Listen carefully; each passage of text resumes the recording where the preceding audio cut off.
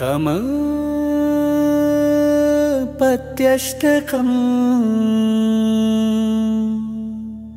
भुजगतल्पगतं घनसुन्दरं गरुडवाहनमम्बुजलोचनं नलिनचक्रगदाकरमव्ययं भजत रे मनुजा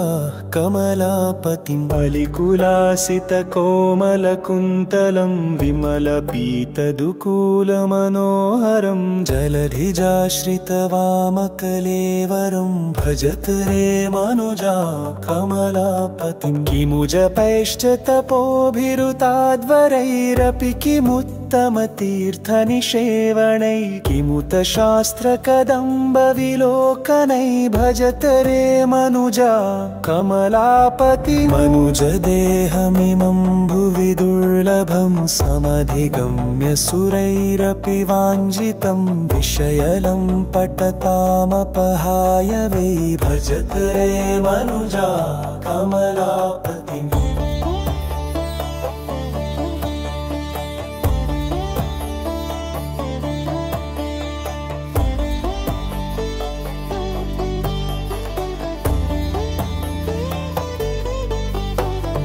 नवनीता न सुतो न सहोदरो न हि पिता जननी न च बान्धवा व्रजति साकमनेन जनेन वै भजत रे मनुजा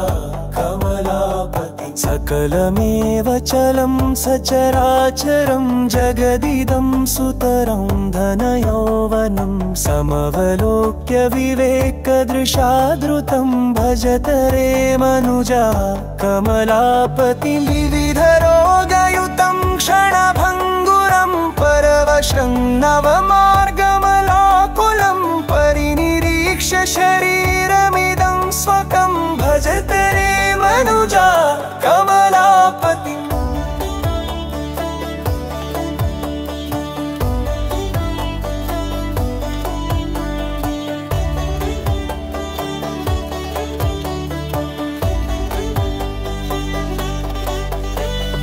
मुनिवरैरनिशं हृदि भावितं शिवविरिञ्चि महेन्द्रनुतं सदा मरणजन्मजराभयमोचनं भजत रे मनुजा कमलापतिं हरिपदाष्टकमेतदनुत्तमं परमहंसजनेन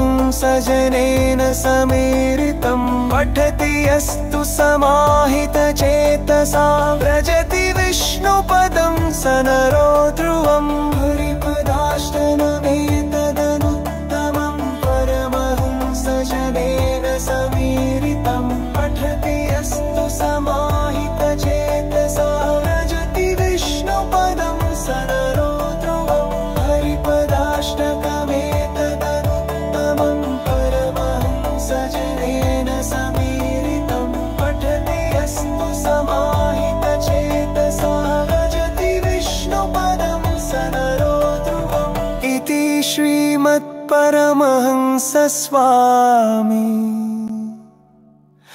ब्रह्मानन्दविरचितं कमलापत्यष्टकं